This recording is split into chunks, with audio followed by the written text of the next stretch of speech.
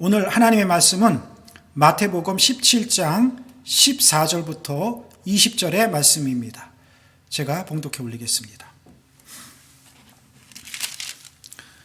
그들이 무리에게 이르매 한 사람이 예수께 와서 꿇어 엎드려 이르되 주여 내 아들을 불쌍히 여기소서.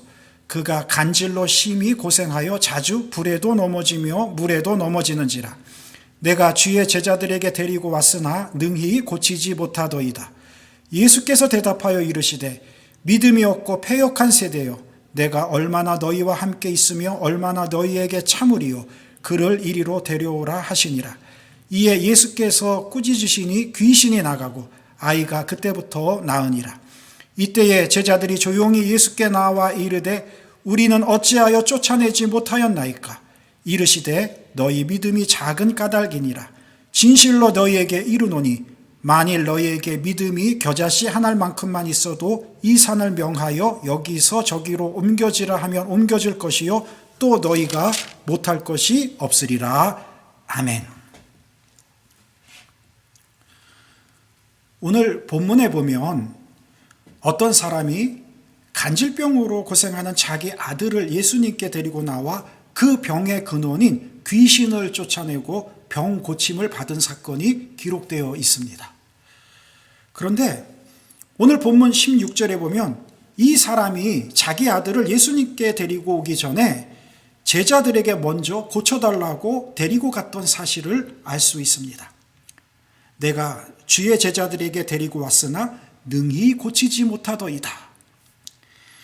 이 사람이 병든 아들을 데리고 처음에는 제자들에게 찾아갔지만 제자들이 고치질 못하자 이제는 다시 아들을 주님께 데리고 와서 주님의 능력으로 고침을 받게 된 것입니다. 자, 우리는 여기서 두 가지의 대조적인 상황을 발견하게 됩니다. 간질병에 걸린 아이를 능히 고치셨던 주님과 고치지 못했던 제자들의 상황입니다. 우리가 이 두 가지 상황 속에서 주님이야 당연히 능력으로 고치셨겠지만 제자들이야 그들에게 무슨 신통한 능력이 있었겠냐고, 그러니 못 고쳤겠지라고 생각할 수 있습니다. 그러나 그게 그렇지 않습니다. 왜냐? 이미 주님께서는 이런 때를 대비해서 제자들에게 비상한 능력을 주셨기 때문입니다. 마태복음 10장 1절에 보면 예수께서 그 12 제자를 부르사 더러운 귀신을 쫓아내며 모든 병과 모든 약한 것을 고치는 권능을 주시니라 하는 말씀이 기록되어 있습니다. 이미 이 사건 이전에 이럴 때를 대비해서 우리 주님은 12 제자들을 세우시면서 귀신도 쫓아내고 병도 고칠 수 있는 능력을 제자들에게 이미 주셨습니다. 때문에 제자들은 무능력자들이 아니었습니다. 그들은 병든 자, 귀신 들린 자들을 물리칠 뿐만 아니라 마태복음 10장 8절에 보면은 죽은 자까지도 살릴 수 있는 능력을 이미 받은 자들이었습니다.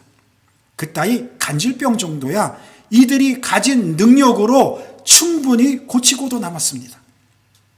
그런데 오늘은 제자들이 어찌된 일인지 귀신 들려 간질병으로 고생하는 아이를 고치지 못하고 있습니다. 그 병마 앞에서 무력한 모습으로 서 있습니다. 자, 우리가 함께 읽은 오늘 본문 내용을 가지고 한번 상상을 해본다면 귀신 들린 아이를 가진 한 사람이 예수님의 제자들의 능력으로 고쳐보겠다고 나왔을 때 마침 그곳에 있었던 많은 사람들이 그 광경을 관심 있게 지켜보고 있었을 것입니다. 과연 저 예수의 제자들이 신통한 능력을 나타내 보이는가 어디 한번 보자. 그런데 오늘은 어찌된 일인지 제자들이 능력을 발휘하지 못하고 있습니다. 그러자 제자들은 주위에 모인 구경꾼들을 의식하며 저마다 생각을 했을 것입니다. 어쩌나 여기서 능력이 나타나지 아니하면 낭패인데. 그러면서 더 큰 소리로 귀신아 물러가라 하면서 소리도 치며 안수도 해봅니다. 그러나 귀신은 여전히 끄떡도 하지 않습니다. 오히려 더 발작을 합니다. 그렇다면 이 장면에서 우리가 생각해 볼 것이 있습니다. 지금 이 상황이 누구의 얼굴에 먹칠을 하고 있는 것입니까? 제자들 본인은 물론 예수님 얼굴에 먹칠을 하고 있는 것입니다. 하나님의 영광을 지금 가리고 있는 것입니다. 에휴, 예수 종교도 별 볼 일 없구면, 예수 종교도 신통치 않아. 지금 제자들의 모습이 완전히 쥐구멍이라도 찾아 들어가고 싶을 정도로 그런 심정의 일이 지금 벌어지고 있는 것입니다. 그렇다면 왜 제자들이 과거에는 잘해왔던 일에 대해 오늘은 이런 실패자, 무능력자로 사람들 앞에 망신을 당하고 있는 것일까? 그것은 다음에 세 가지 이유에서였습니다. 첫째로 그들의 상황 속에 주님이 함께 계시지 않았기 때문입니다. 자, 오늘 본문의 사건이 일어난 이때에 우리 주님은 그 자리에 없으셨습니다.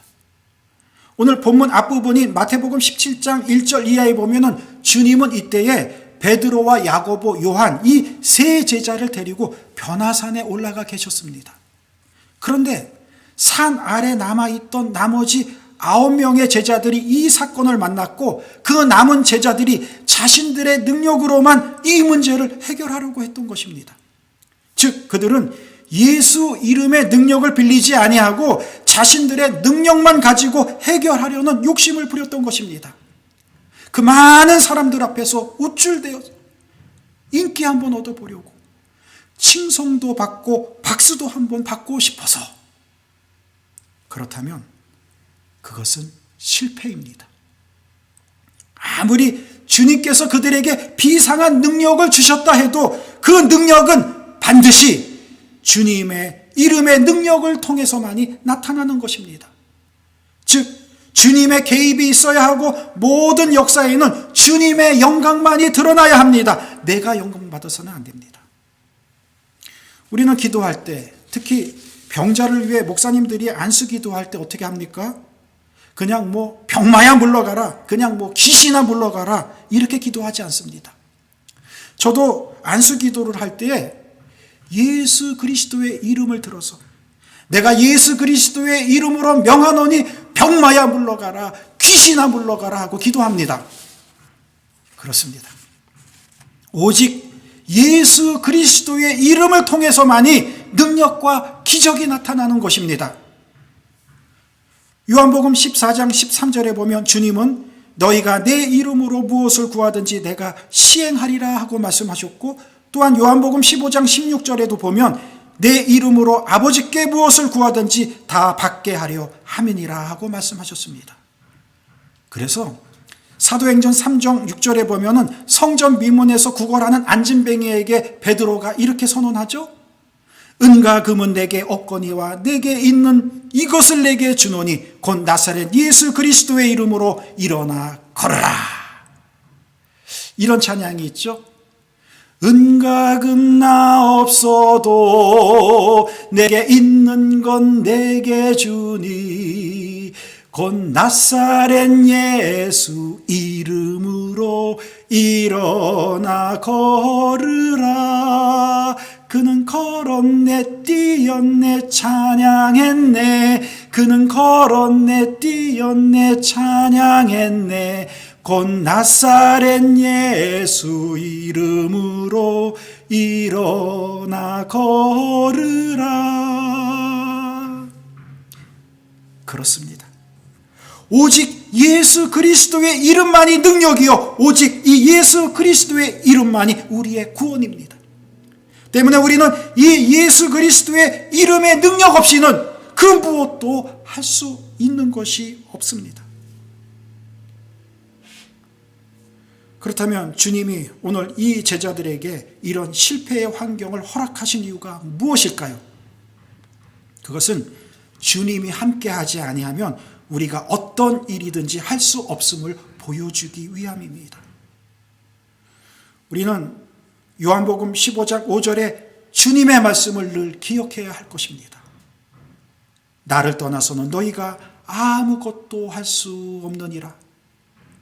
나를 떠나서는 너희가 아무것도 할 수 없느니라. 다음 두 번째로 왜 제자들이 오늘은 능력을 베풀지 못하고 있는가? 세상 사람들의 불신앙 때문에 능력이 나타나지 않았습니다. 자, 제자들이 간질병자를 고친다고 했을 때 많은 사람들이 그 자리에 모여 있었습니다. 그런데 문제는 모인 사람들의 불신앙이 나사렛 예수의 능력을 베풀지 못하게 했던 한 원인이었습니다. 우리는 그것을 오늘 본문 17절을 통해서 알 수 있습니다. 17절에 보면 예수께서 모인 사람들을 향해서 이렇게 말씀하십니다. 믿음이 없고 패역한 세대요. 그곳에 모인 사람들이 나사렛 예수의 종교에 대해 별 신뢰를 하지 못했습니다. 저 제자라는 사람들이 뭘 하겠어? 저 나사렛 촌에서 온 촌사람들이 무슨 신통한 능력을 베풀겠어? 우리가 복음서를 통해 보면 주님은 고향인 나사렛 동네에서는 별로 기적을 행치 않으셨습니다. 왜 그러셨을까요? 그 이유를 마태복음 13장 57절 58절을 보면 잘 알 수 있는데 기록된 말씀에 보면 이렇게 기록하고 있습니다. 예수를 배척한지라 예수께서 그들에게 말씀하시되 선지자가 자기 고향과 자기 집 외에서는 존경을 받지 않음이 없느니라 하시고 그들이 믿지 않음으로 말미암아 거기서 많은 능력을 행하지 아니하시니라. 왜 그들이 예수 그리스도의 능력을 믿지 않았습니까? 예수를 그저 저 촌동네 갈릴리에 사는 목수의 아들로만 보았기 때문입니다. 목수의 아들이 뭘 할 수 있겠느냐는 거예요. 아마 그때 제자들 중에 모여 있던 사람들은 그 병든 아이를 놓고 쩔쩔매는 예수님의 그 제자들의 모습을 보고 역시 저 촌동네 나사렛 예수의 종교는 신통치가 않다라는 불신앙으로 가득 찼을 것입니다. 여기서 우리가 기억해야 할 중요한 사실 하나는 불신앙이 있는 곳에는 하나님의 역사가 절대로 일어나지 않는다는 사실입니다. 하나님의 역사는 믿는 자의 믿음의 토대 위에서 일어나는 것입니다. 사랑하는 여러분, 하나님의 능력을 믿으십니까? 예수 그리스도의 권능도 믿으십니까? 여러분들이 이를 믿으신다면 하나님의 기적을 체험하게 될 줄 믿습니다. 그렇게 체험할 수 있는 여러분들 다 되시기를 주의 이름으로 축원합니다. 마지막으로 다음 세 번째, 제자들에게 능력이 나타나지 않았던 이유는 제자들의 문제로 인해서 능력이 나타나지 않았습니다. 오늘 본문 19절에 보면 제자들이 귀신을 쫓아내려는 노력이 실패한 다음에 조용히 예수님께 나와 묻는 장면이 나옵니다. 우리는 어찌하여 쫓아내지 못하였나이까? 자, 이 제자들의 말을 잘 생각해 보면 이 말 바탕 속에는 제자들의 이런 생각이 흐르고 있습니다. 과거에는 분명히 우리가 귀신을 쫓아냈었는데 오늘은 왜 쫓아내지 못했는가? 그렇습니다.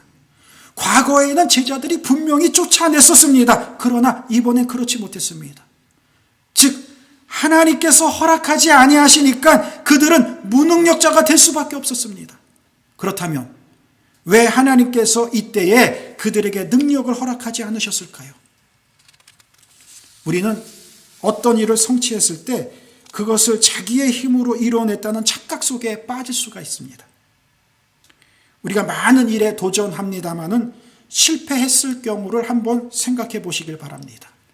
그런데 그 실패의 원인을 잘 생각해 보면 원인은 하나입니다. 무엇이냐? 하나님께 구하지 아니하고 내 경험과 의지대로만 했던 것이 실패의 원인이라는 사실입니다. 그렇다면 반대로 성공의 비결은 무엇인가? 내가 할 수 없음을 깨닫고 겸허히 기도하며 하나님을 의지하며 최선을 다하는 것, 이것이 바로 성공의 비결입니다. 오늘 본문 19절에서 제자들이 우리는 어찌하여 쫓아내지 못하였나이까 하고 물었을 때 주님께서는 그 다음 구절인 20절을 통해서 이렇게 말씀하셨습니다. 이르시되 너희 믿음이 작은 까닭이니라. 진실로 너희에게 이르노니 만일 너희에게 믿음이 겨자씨 한 알만큼만 있어도 이 산을 명하여 저리로 옮겨지라 하여도 옮겨질 것이요 또 너희가 못할 것이 없으리라. 자, 이 말씀을 잘 봅시다. 여기서 보면 예수님께서 제자들에게 너희가 믿음이 없는 까닭이라고 말씀하시지 않고 너희 믿음이 작은 까닭이라고 했습니다. 너희 믿음이 작은 까닭이라. 그렇다면 지금 제자들에게 믿음이 전혀 없었던 건 아닙니다. 문제는 그 믿음이 아주 작은 겨자씨만큼만도 못한 보잘것없는 것이라는 것이에요. 겨자씨만한 믿음도 없었다. 여러분, 겨자씨가 얼마나 작은 줄 아십니까? 저는 한국에 있을 때 본 적이 있습니다. 서울 종로에 옛날에 종로서적이 있었죠. 지금도 아마 있나요? 거기 가면은 그 기독교 용품 파는 그 층에 그 코너에 가면은 그 당시에 그 겨자씨를 조그맣게 포장해서 이렇게 파는 걸 봤는데 아주 작더라고요. 얼마나 작은가 이렇게 표현을 합니다. 겨자씨가 하도 작아서 손바닥 위에 올려놓고 보려니까 너무 작아서 가까이다 이렇게 대면은 얼굴을 우리가 숨쉬는 콧김에 휙 날아가 버릴 정도로 그렇게 작은 게 겨자씨라는 거예요. 그런데 지금 제자들이 아이를 앞에 두고 기도할 때에 그 정도의 믿음도 없었다는 것입니다. 누가복음 8장에 보면 예수님께서 제자들과 함께 배를 타고 갈릴리 호수를 건너가십니다. 그런데 갑자기 광풍으로 파도가 일기 시작했어요. 그러자 배전에 물이 스며들고 배는 점점 꺼져가고 있었습니다. 그때 제자들이 당황하면서 예수님을 쳐다보니까 예수님께서는 그 폭풍우 속에서도 편안히 주무시고 계셨습니다. 그때 예수님의 모습을 본 제자들이 아니 이런 난리통에 우리 주님은 잠이 오나 하고 그런 마음으로 선생님 우리가 죽게 됐습니다 하고 주님을 흔들어 깨웁니다. 그때 주님께서 일어나셔서 풍랑을 잔잔하게 하신 후에 제자들에게 이렇게 말씀하십니다. 너의 믿음이 어디에 있느냐? 즉 너희가 믿음을 가지고 있으면서도 왜 이 환경을 두려워하느냐? 왜 믿음으로 이 환경을 극복하지 못하느냐 하는 것입니다. 사랑하는 여러분, 적은 믿음일수록 환경의 지배를 받지만 큰 믿음은 오히려 환경을 다스리고 지배합니다. 그리고 여러분들이 어떠한 나쁜 상황과 환경을 만나더라도 그 환경과 시험으로 인해 두려워하지 마시고 이 환경을 지배하시고 다스리는 분이 하나님이심을 믿고 승리할 수 있는 여러분 되시기를 주의 이름으로 축원합니다. 마태복음 14장에 보면 물 위를 걸었던 베드로의 이야기가 기록되어 있습니다. 베드로는 예수님께서 물 위로 걸어오시는 것을 보고 영웅적인 생각을 가지고 주님, 저도 주님처럼 물 위를 걷게 해주세요 하고 부탁합니다. 그러자 주님이 곧 허락하셨고 베드로도 주님처럼 물 위를 걸을 수가 있었습니다. 그때 베드로가 몇 발자국도 못 가서 그만 물에 빠지게 됩니다. 처음에는 엉겹결에 주님의 말씀을 받고 걷기 시작했지만 몇 발자국 걷다 보니 뭐가 보입니까? 크게 물결치는 시퍼런 파도가 보이는 거예요. 순간 나 수영 못하는데 내가 지금 어디를 걷고 있는 거지? 그리고는 물속으로 꼬르르 빠져들어갑니다. 믿음이 사라져버리는 순간 기적도 사라지게 되는 것입니다. 이것을 보면 베드로 같은 믿음의 용사도 주님을 향한 신뢰가 순간 흐려지니까 이런 실패를 맛보게 되는 것입니다. 그때 물에 빠져들어가던 베드로가 급히 주님께 구해달라고 소리를 치고 주님께서 베드로를 건지면서 하신 말씀이 이 말씀입니다. 믿음이 적은 자여 왜 의심하였느냐?